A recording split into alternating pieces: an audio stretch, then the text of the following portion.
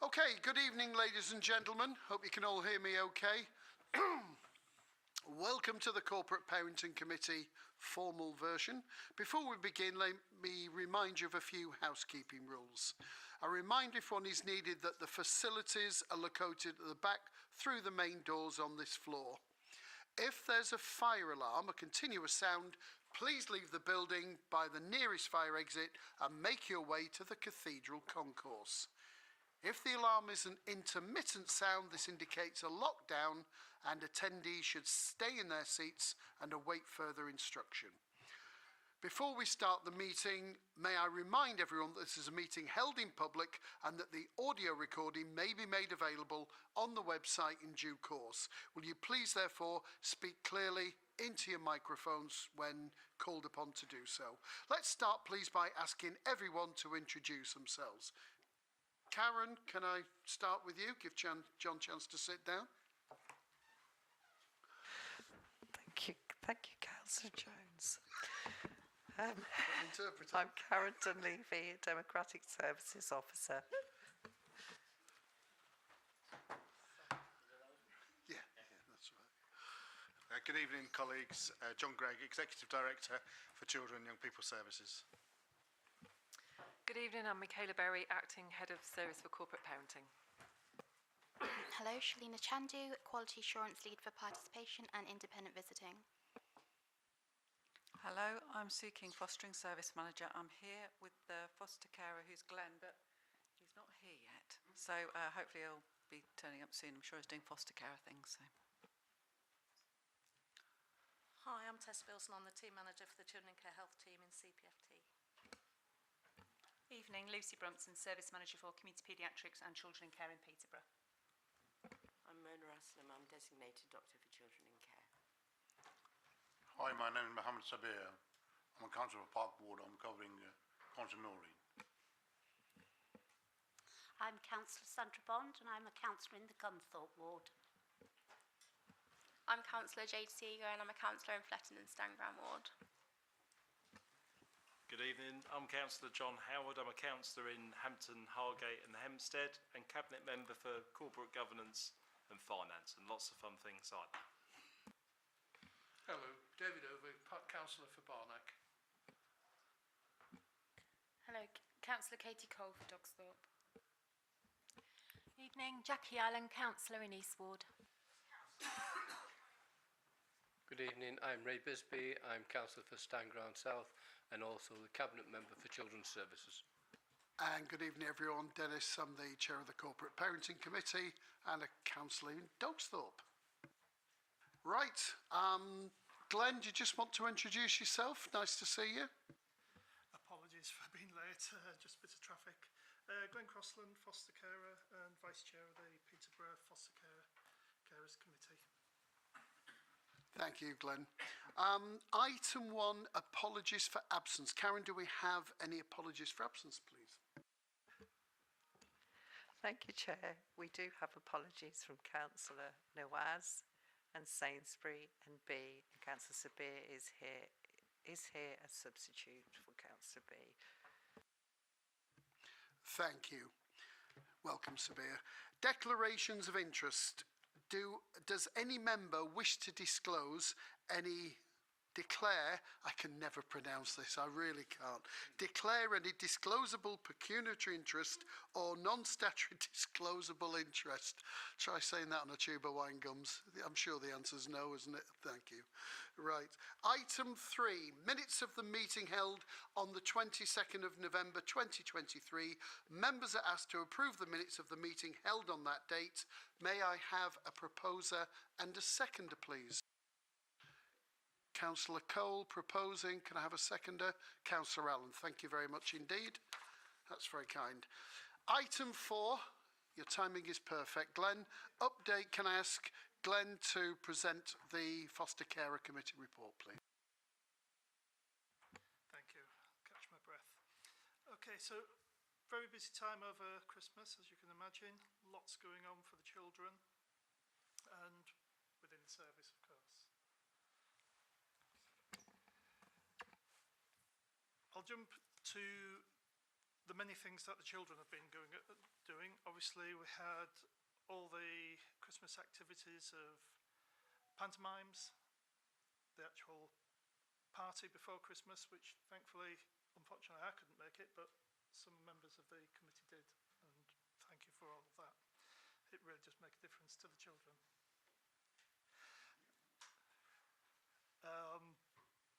So much going on now. The committee's reconvened. We've had our AGM. I'm back, so I got voted back in.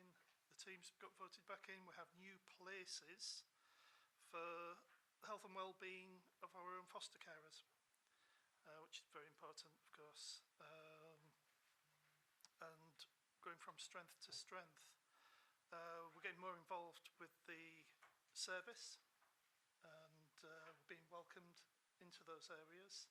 Still areas that we do have problem with are things like transport, which comes up, I know, regular, but it does continue. And I even had one of those on Friday night where transport didn't turn up, but we did get sorted.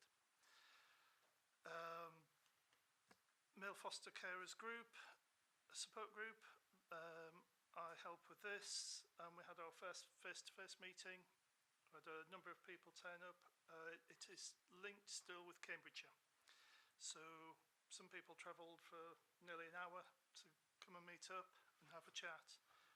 So it was really good to know that people are doing these kind of things and still want this service as well. I'm going to let Sue do the decoupling bit, if that's okay.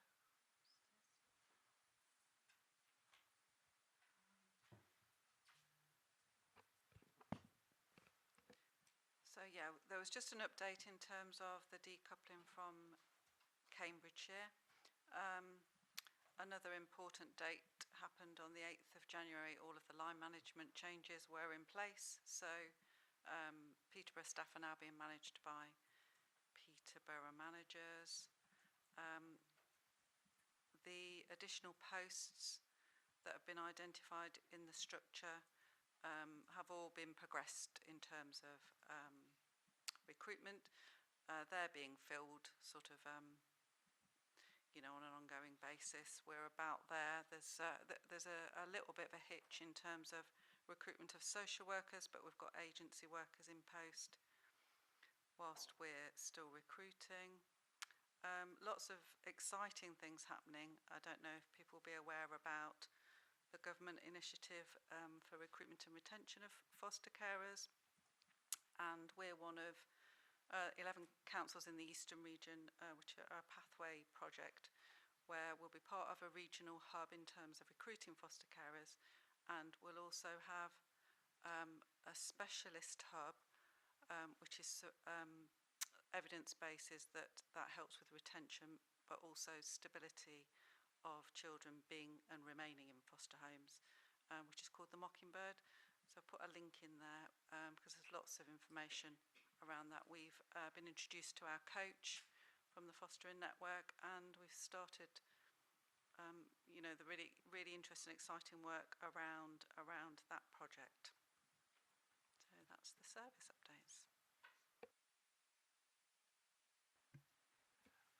There was one other outstanding one, and that was just after Christmas. There was a payments issue for foster carers, and that left people without money for a short period of time, which was very difficult for some, especially single carers who only have one child in place and they rely on that money. Luckily, it did get sorted out reasonably quickly, and there were some emergency payments for those who needed it, but it was a problem. Okay, thank you. Okay, if there's any comments or questions from members after each agenda item, if you put your hand up, I'll come to you in turn, and then I'll ask you to speak at that time. So, questions and comments from members, please. So, Councillor Allen, then Councillor Bisbee, and Councillor Cole. We'll go in alphabetical order, shall we?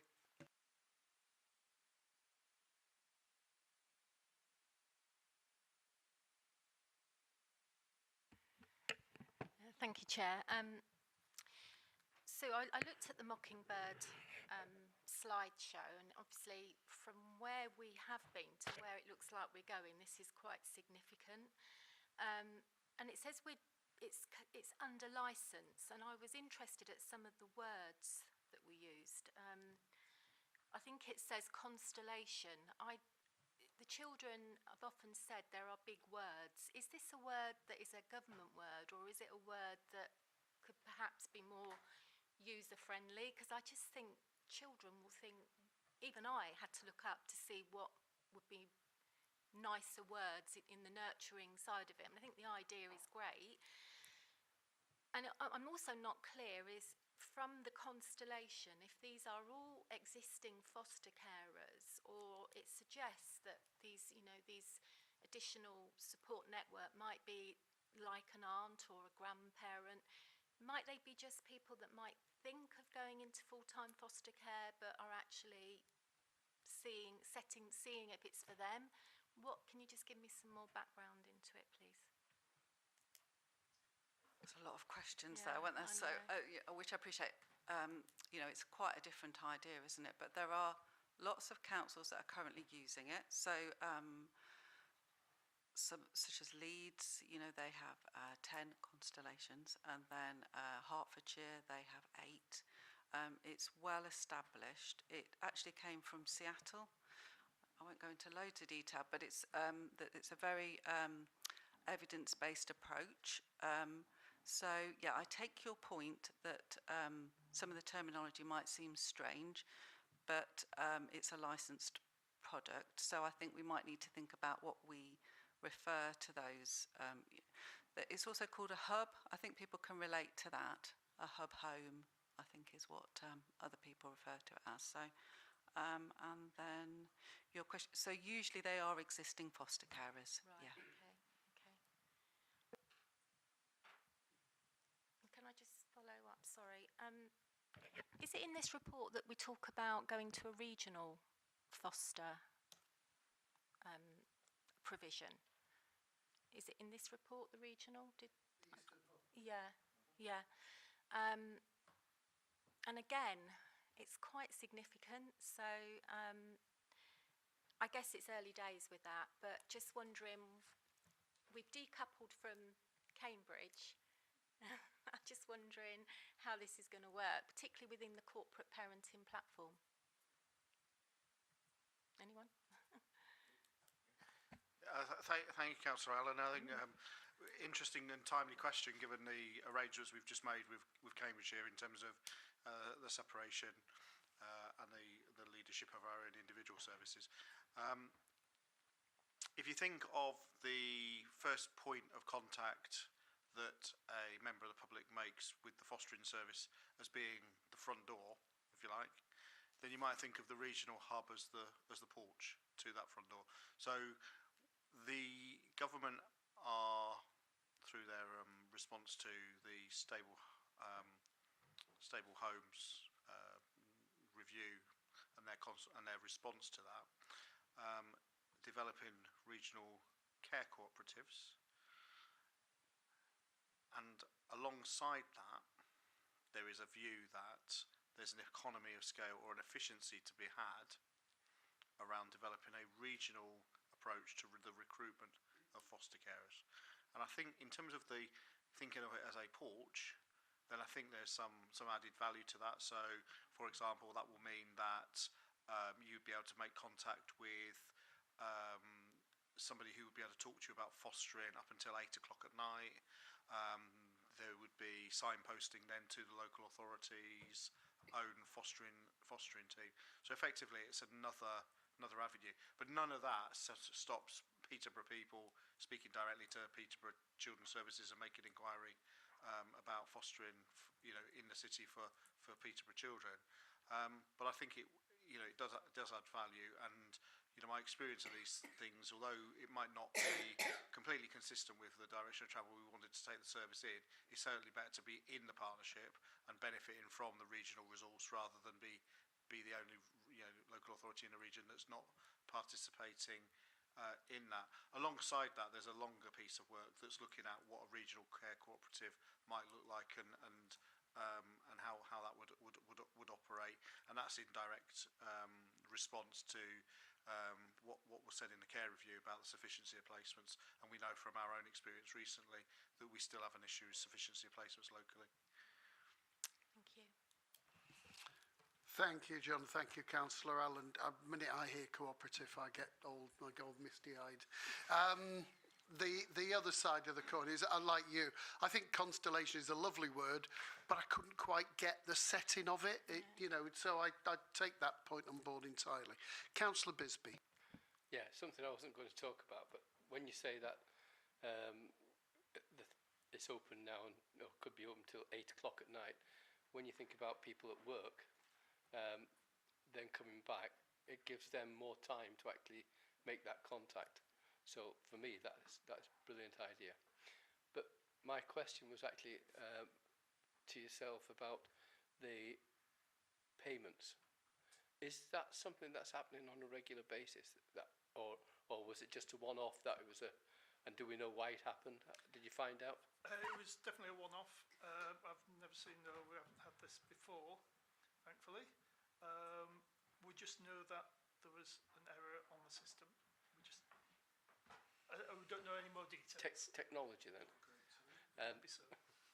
Yeah, can I just ask another thing? I'm going to ask Shalina to do this as well. Could you ask all the foster carers to ask the children to actually, when they go to school, there's a chance for them to vote for our local MPs. I think it's a really good chance for them to get involved and be able to make something of an impact. So it's a good chance for them. Absolutely. Thank you. Definitely pass this on. Thank you. Councillor Cole. Hello, thank you.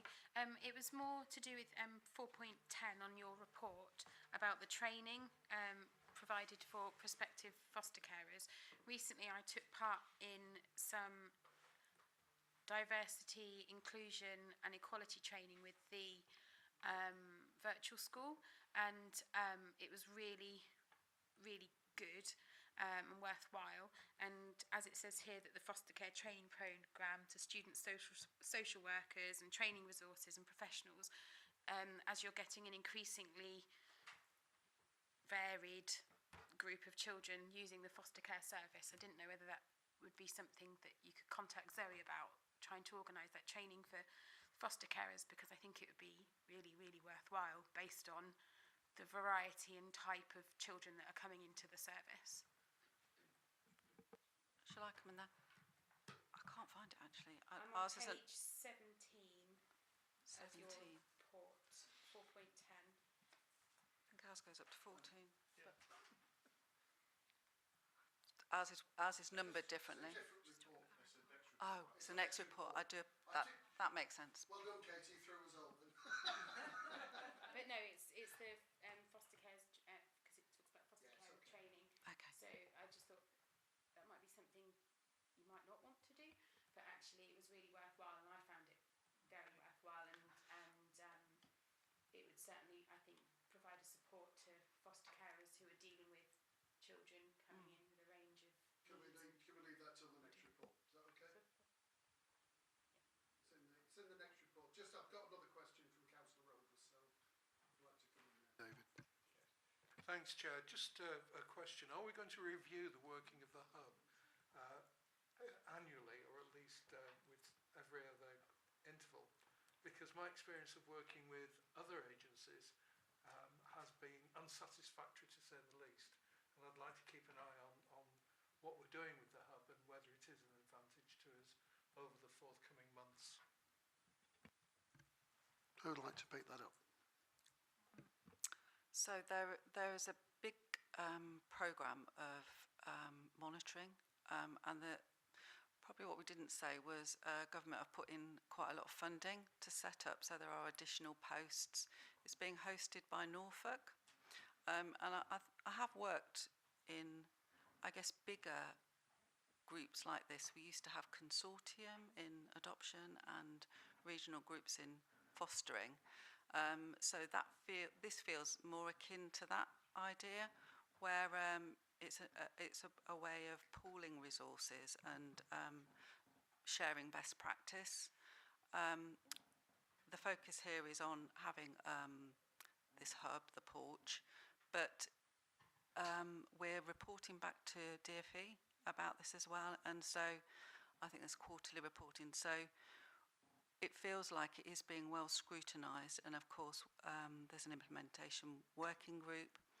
There are various boards, but each organisation will have its own part in that working group. And, you know, I guess we can, I don't know how appropriate it is to feedback to this group, but we can certainly sort of update you if that would be helpful. Supplementary, please, Chair.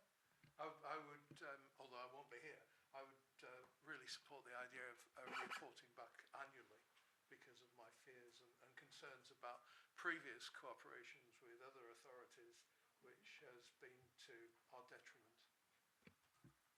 I'd be. What do you? I'm John. I mean, I'm happy to support that. Going forward, I would expect that our recruitment activity would be outlined in the annual fostering report that we're required to bring to corporate parenting. My suggestion would be that we would include the arrangements for the recruitment of carers and their route into the service within the body of that report. Will that suffice? Yes, that reassures me a little. Thank you. Yep. Yep. Point made and taken. Okay. Any further questions on item 4? Okay. And as there are no hands raised, could I ask members to note the content of the report, and we'll move on to the next agenda item, if we will, please. Okay, item 5, participation update from the Children in Care Council. Shalina, you're flying solo, yes? So, yes, I am. Thank okay. you, Chair. Please present You'll your have had the report, and I have a few highlights I want to bring to your attention. The first is in relation to 4.3. So our engagement activities for the half term were completed last week. We had lots of excellent feedback on the activities, which included bushcraft and climbing. And luckily the weather held up for us as well. We've shared the dates for the Easter holiday activities, and we've also confirmed the date for the annual awards. So in consultation with carers and with children, we've gone for a date in the May half term. I'm hoping you all will have received an invitation, but if you haven't, please do just email me or the team, and we'll make sure we get an invitation to you. My next highlight is in relation to 4.10. So in terms of the young trainers and their training resources they've been creating, we have 2 videos within the report which you're aware of, and we have another video in progress right now.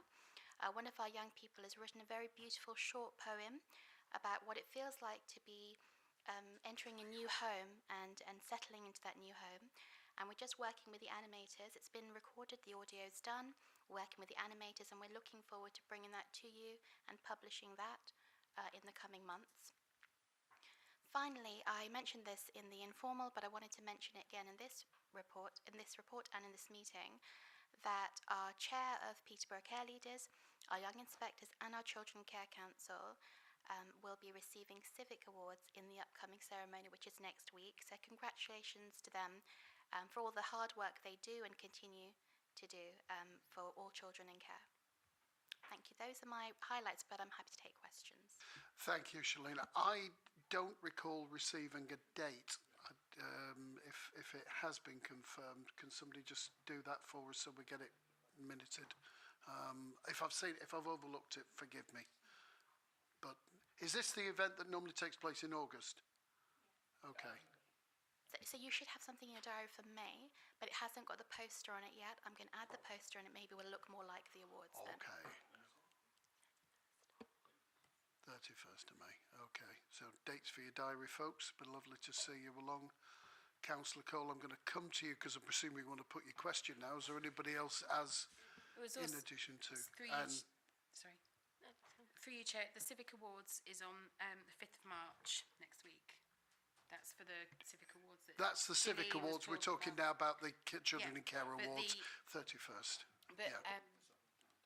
My question was about the training. You heard me say it before, about the inclusivity, equality and diversity training. And would that be something that, as the young carers age of the people attending. Would that be something you would like to look into? That's the question.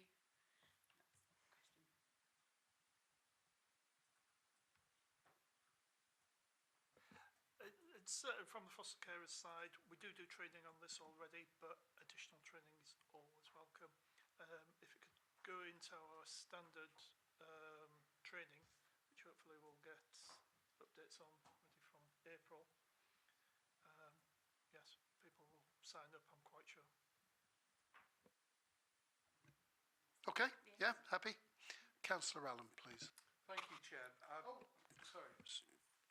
Have you, sorry, I saw, I think you were slightly, you won by a short head there, David, so. That's right, yeah, but just by a short head, so, you know, I'll let you fight it out between you, which is, you know, yeah, that's right. See, David, please go first. I think you were first. Just a very quick one, but in your talk, did you mention witchcraft? Bushcraft. Just to be very clear, bushcraft. I was just puzzled for a minute. We haven't had any feedback from children about witchcraft so far. Harry Potter. Yeah, well, coming from near Pendle Hill, Mother Demdike rides again. Oh dear. Councillor Allen. Thank you, Chair. Shalina, I was just thinking about participation, the youth club. I don't think we've ever had any figures about attendance and about engagement, and just wondered whether, well, what are the numbers? Where is the youth club? Is it different age groups? And is it different children attending half-term events, or is it the same children that would attend those as the youth club? We have 10 young people attending the youth club. It's on a fortnightly basis. It's within Peterborough. For our half-term events and our other engagement events, it's normally different young people. The youth club is ages 8 to 12, so we're hoping to launch very soon a teen zone for the older young people, have cooler activities in a youth club style, and we're looking to do our first one of those in the Easter. We normally find that the engagement activities really depends on what the activity is. So we've had art sessions, for example, a very different group to when we have an outdoor activity, and again, a very different group to when we have, for example, a drumming workshop. So we're just taking feedback from our young people and from carers on the kind of activities, and we're hoping to engage everyone through those.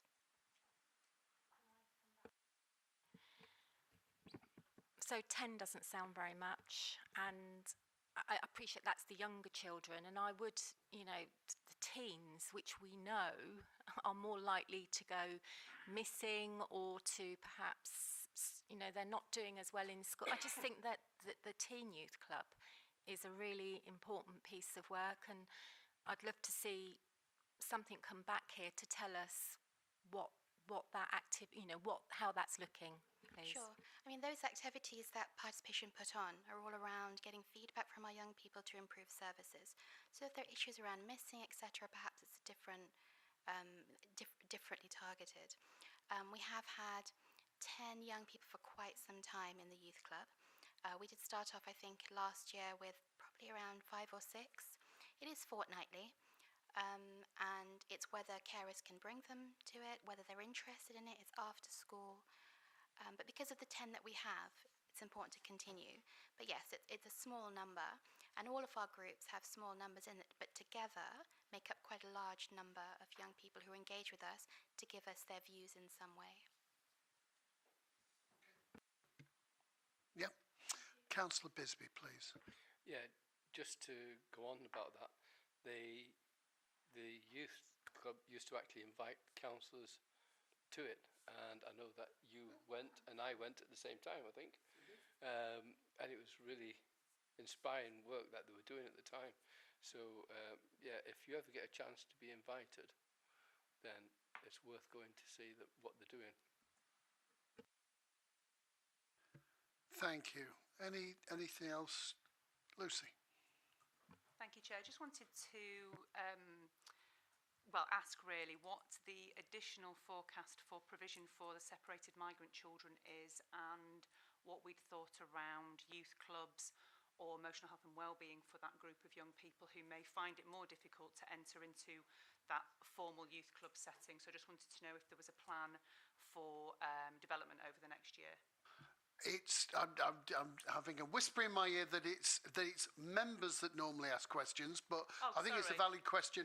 No, I take that, but you know, like I say, it's a valid question. Somebody'd like to pick that up. That will, you know, but that's the sort of protocol normally. That's all. So I get it in the air if you does. Well, it's great to be able to give an update on that actually, because we have a separated migrant children focus group, which was established last year.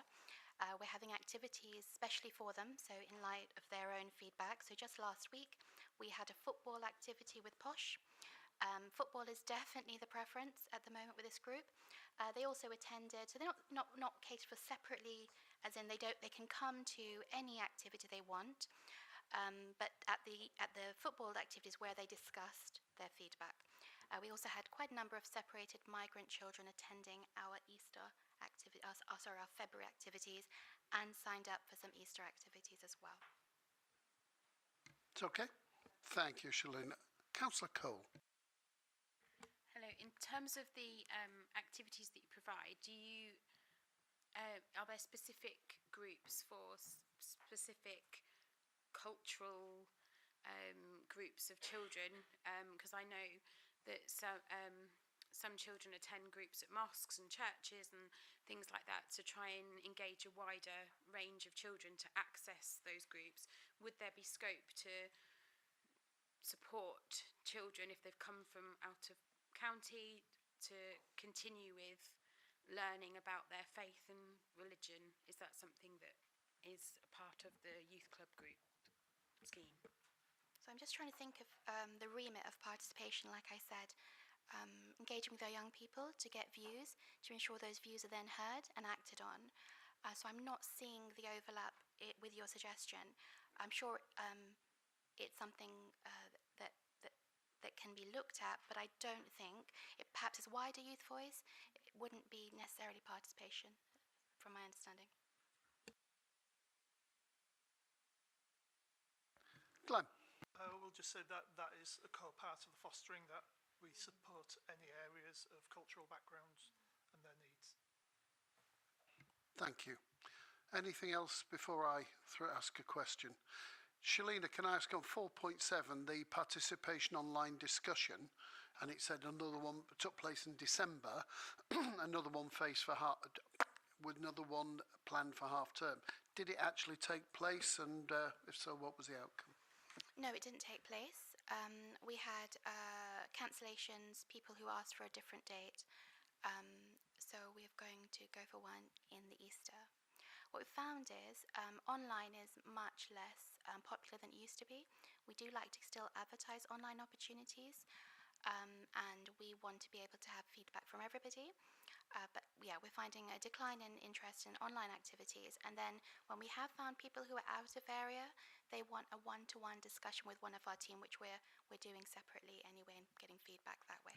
Okay, I was going to say, if it's out of area, that's going to be harder to facilitate, but you're doing it through a one-to-one. Yes, we even offer visits if needed. So when we have someone out of area who wants to engage with us and give us their feedback, we'll have a conversation. If they want us to visit them face-to-face, we'll do that. Because we do want that information, and that feedback from our out-of-area young people also feeds into the feedback loop report, which goes to senior management and is acted on as well. So we don't lose any of that feedback, even if it's a one-to-one. Brilliant, thank you. Can I just one other thing, if I may raise? 4.9, the young inspectors completed their interviews with professionals and corporate parents on the promise to children in care. I mean, I think that was, you did it, we did it, and how are we doing on it, and you know, when are we going to see the results? It was fascinating. So the young inspectors have put together a draft set of posters. So they want to have, each promise has a different poster with quotes that they received from professionals. In the meantime, they've been planning their return to Cherry Lodge, and they're prioritising that. So because this is very much about them creating it, we're doing it on their timelines. You okay? You just stole my thunder, there you go. 1-0. All right, thanks. Thank you. Are there any more questions or comments? If not, can I ask everyone to, and thanks Shalina, and we'll note the contents of the report. Thank you very much indeed. Okay, item 6, the annual corporate parenting report. Can I ask John and or Michaela to present this to us, please? Can do. So here you have our annual corporate parenting report from 2022-23, somewhat delayed, we're aware of that. It's the first time it's been produced in this way. The author used the local government advice framework as a template to evaluate our effectiveness and to structure and design the content. So any feedback on that would be welcome. And it provides an evaluation of the work completed with our children in care and care leavers, and it's matched to the 7 principles, the corporate parenting principles. So happy to take any questions on the report. Thank you, Michaela. Just an observation from me. I think the structure of it is quite good. There's a flow to it. You can actually follow it through, and makes a handy check. But any other comments or questions? Councillor Allen, please. I'm not sure if you should be answering this because it's probably more tailored with the virtual school, but it suggests in the report that the PEP plans are working well, and yet we've got 35% of children leaving school and not in, they're not in work. So I'm just wondering, from a quality assurance point of view, are we actually evaluating those PEP plans? Because we should be foreseeing that there's quite a number of children that are going to be left as neat, or is it that the percentage that's coming up here have never actually been in school, they've come into care later, and they've not actually gone through our education system? So I'm just wondering if there's a distortion of information. I'm happy to start, definitely, but feel free. I think the data in here, the PEP plan, is that they have a plan. I don't think previously we've been looking at quality well enough, and that is actually, we've got a new head teacher of a virtual school, and that is very much what she's looking at now. Right. The quality of it. So you're exactly right. It's one thing having a plan, isn't it? But it needs to be preventing our children and young people being neat in later life. So I think you raise a really interesting point there. Thank you, Councillor Allen. Any other comments, questions or observations, if I may? No? Okay. In which case, as there are no more raised hands, can I ask members agree to note the contents of the report? Thank you. Oh yes, and to be presented to scrutiny next month on the 11th of March to the Children Educating Scrutiny Committee. Yep, okay. Thank you very much indeed. Item 7, the annual health report. Tessa, can I ask you to take the floor, please? I'll just talk about the highlights, as there's lots of information that Katie wrote the report, so she's the designated nurse in the ICB. But I've always supplied her with the data. So looking at initial health assessments, we aim to see young people within 20 working days of them coming into care. Obviously the figures don't look great. We have children, Peterborough Local Authority children in care placed within Peterborough, and we have those that are placed outside of Peterborough. Our team will request those out of area, and we will chase those, but we're not able to prioritise our children over other children that have been requested in that area. For those that are completed with our team in Peterborough, there are lots of factors why they might not be seen within the 20 working days. Some of it more recently is because we've had a greater demand of initial health assessments, and there's some figures here for children coming into care, but also an increase over the years of separated migrant children, and the separated migrant children need a longer time for their health assessments, so that obviously takes a lot more paediatrician time, because we have the interpreters and the additional health needs that we need to talk with them about. So paediatrician capacity is one of the reasons why we can't always see young people within time frame. But there are other reasons. Sometimes we're not always able to get the paperwork from social care, although that is improving all the time, and we're currently working in partnership with social care to have a pathway for the front door teams as well as the children in care teams about what's expected when they're referring for an initial and a review health assessment and the information we need to be able to work forward with that. But also, you know, we understand, you know, that foster carers they might have lots of other meetings when a child's just come into care, so they might not always be able to make the appointments that we offer. We only have initial health assessment clinics on a Wednesday and a Thursday, so it might not always be appropriate for them. And for review health assessments, again,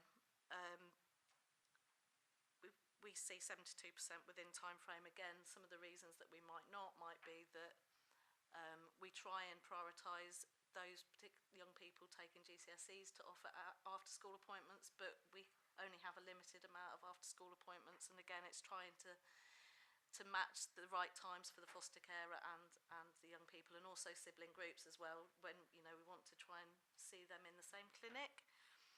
And again, we do request a lot of review health assessments out of area, but again, we know actually, even though our figures don't always look great, that actually a lot of the other areas we're doing better than they are. You know, there's a lot of capacity issues in lots of areas in the country. But we also see young people that are placed in Peterborough from other local authorities, and we've had an increase in requests for other young people that are here but not under Peterborough Local Authority. The one really good bit of news is around the dental access, which you would have all seen, and we've talked about that quite a few times in this forum.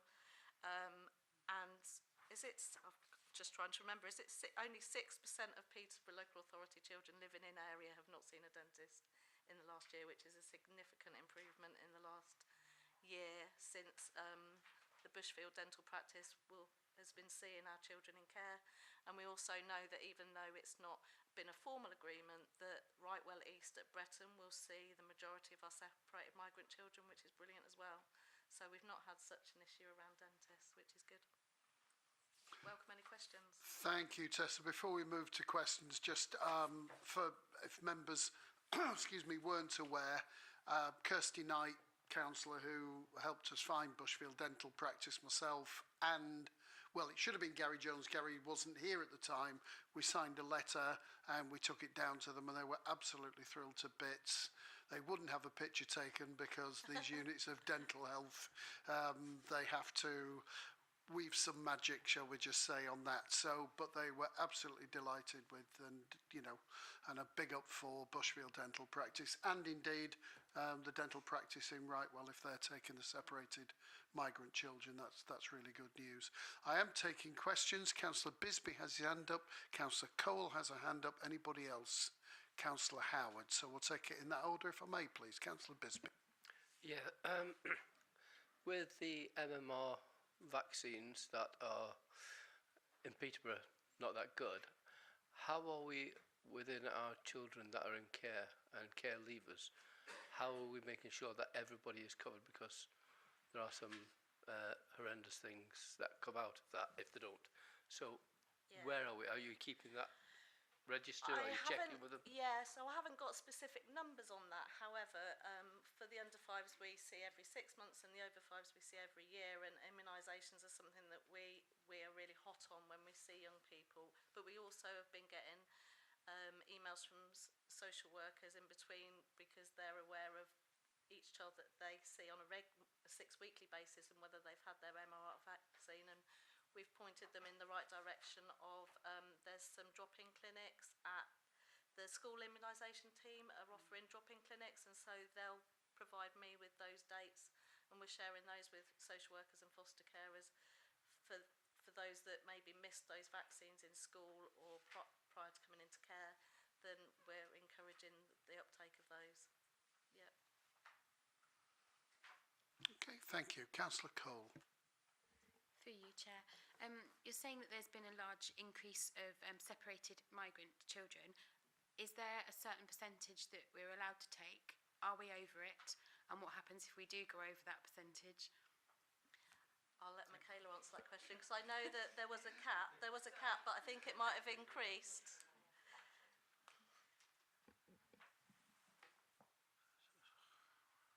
Yes. So the government mandated local authorities to participate in the national transfer scheme.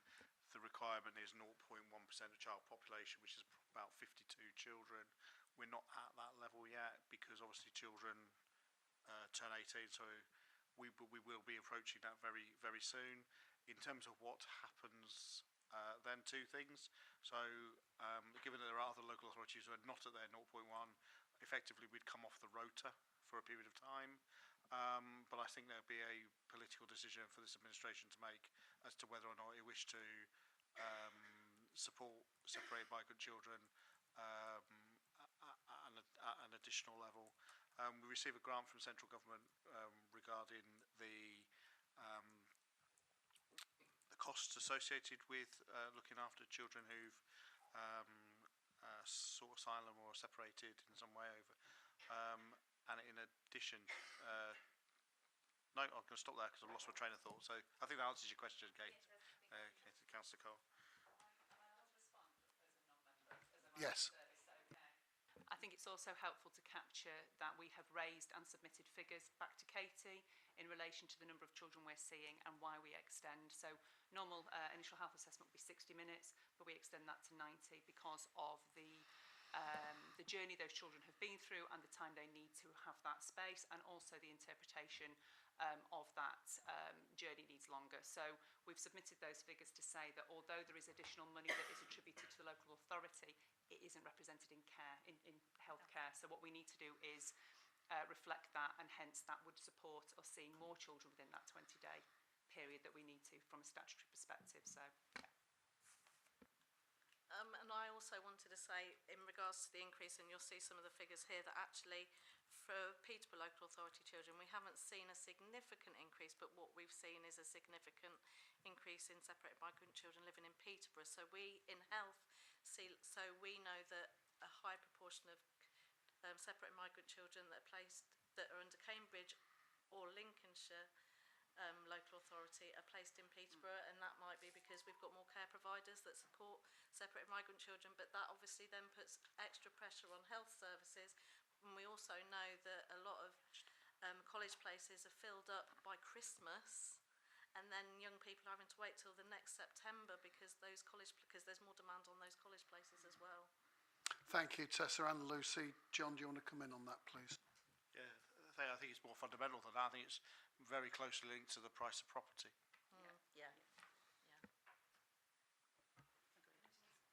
Yeah, pick it up. Just to ask that, as foster carers, are you given additional support for your group with separated migrant children? I've not had direct contact with anyone who's had these people, but so I can't honestly say whether they're getting extra support. Yeah, I think so. Yes, they do. I mean, there are most separated migrant children probably wouldn't be with foster carers. Actually, they would be in the provision, but there is additional training, additional mentoring. Tessa. Generally under 16s, when they arrive in the UK, will be placed with foster carers, and those that I'm aware of that are Peterborough Local Authority young people, they're placed in specialist placements with the right ethnic match. In London or Luton tends to be where that, so I'm assuming that they've had the right training for that, but also, a lot of the care providers in Peterborough that offer semi-independent provision for the 16 to 18-year-olds do seem to have that specialist training around meeting the religious and ethnic needs. Thank you, Dr. Aslam. I'm pleased you're coming in on that one. That means we've had the whole collection then of everybody along the side asking. We just need Michaela to chip in with something and then we'll be fine. Council, and we'll come to John Gregnick. Chair, Tessa has mentioned quite a lot of reasons why there is a delay in the initial health assessments, and this has been a problem for a number of years. So I wonder whether it might be helpful from the councillor's perspective if we could write to the ICB. Dr. Aslam, can I, first of all, could you bring your mic down, and Tessa, can you turn your mic off, please? I wonder whether it might be beneficial from, corporate parent perspective to write to the ICB and ask what are they doing about it. How do we feel about that, folks? Yes? Good plan. John, would you like to come in there? Yeah, sorry, just two comments to respond to. So the first point I would like to make is that it would not be the standard practice of this authority to place its separated migrant children in Luton or in London. It's true to say that we do have children placed in both those localities, but that's usually where we believe their needs are best met, or on occasions where they've specifically asked to be placed based on connections that they may have on already. It is the absolute ambition of this authority to place its looked after children, our children in care, locally with local carers who are best able to meet their needs. But the national landscape that supports that is contra to that, because as you've heard tonight, we do have an influx of children from other local authorities being placed into the city, which places additional stress on the system and is a challenge. But there are circumstances where, in a minority cases, that is appropriate. In respect of the question regarding correspondence to the ICB, this matter was raised at the Children's Improvement Board last Wednesday, of which the chief nurse and lead for children from the ICB sits on it and makes and presented a report. So whilst it wouldn't hurt to write to the ICB, I just wanted to assure committee members tonight that the ICB are well cited on it, and I'll pause at that point. I think that's a very reasonable point, because there is just a little bit of distance between what's happening on the improvement board, or a lag between what's happening here. So, to use John's phrase, it's there. We do have sight of it. I think those who are on the improvement board, it is not being left. It is actually, it is in plain sight. Is that okay?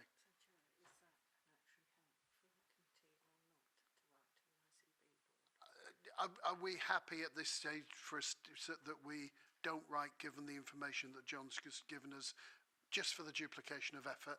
You may, like I say, you may not be cited on it, but it isn't. It is in sight, and it is being picked up by Carol Anderson, isn't it? As much as anything. So, okay, is that okay with everybody as we stand?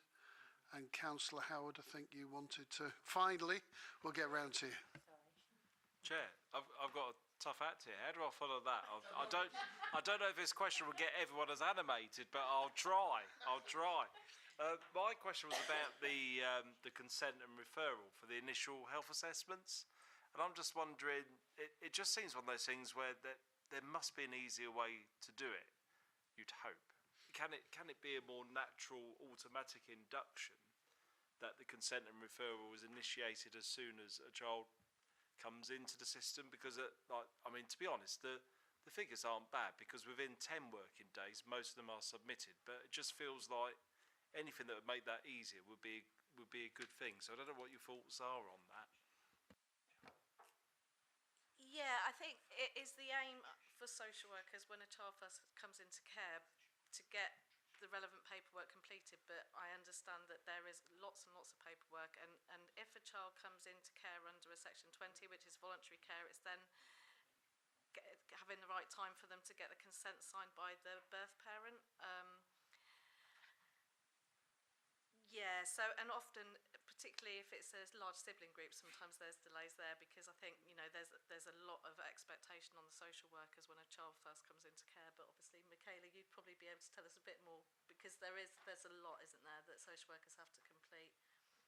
Yeah, I think you're right, Tessa, but also I take your point, we need to help them be more organised in making sure this stuff gets done. So that's a job of us as leaders, really, to make sure that the system's working for our social workers, and that's something that we're trying to do. And also we're working with the pathway that I mentioned earlier for IHAs and RHAs, because also what we're hoping to do is tighten up on the processes, but also be able to gain valuable information ahead of our paediatricians seeing a child. For example, an MB form, which is the maternal and birth forms, and also parental health, the history. That helps us longer term to look after the young people and have an insight into their background. And also the other thing that we're looking at as well that can sometimes delay assessments when we're request out of area is some out of area teams won't accept the initial consent when a child comes into care as an enduring consent. For future health assessments, they want a new consent, which we then have to go back to the social worker. But Michaela and myself and Katie are currently working on a new consent form that says enduring consent unless the legal status of the child changes. We're happy to accept the initial consent as a rolling consent, but not all areas do. Happy? You got the quality of response, but not the quantity, Johnson. We must do better. Note to self. Okay, are there any more hands, questions, comments raised? In which case, will you be kind enough to note the contents of the report, please? Thank you. Okay, item 8, performance report. Michaela, over to you. Thank you, Chair. So there's the usual report alongside the scorecard, which I don't propose to read through, but there were some additional details that were requested last time on the adoption data. So I have included those, more of an update on those this time, and hopefully it shows you that despite the decline in performance, it is a positive story for some of our children. But happy to take any questions at all on the scorecard. It is actually the scorecard that we thoroughly investigated when we all met last week, so there might not be too many questions tonight. But yeah. Yeah, for those of you, if you didn't manage to meet the training, then you missed a treat. It was very, very good indeed, and I'd thoroughly recommend it, even if you've only got a passing interest. And thanks to Imran and yourself for last week. It was really, really good.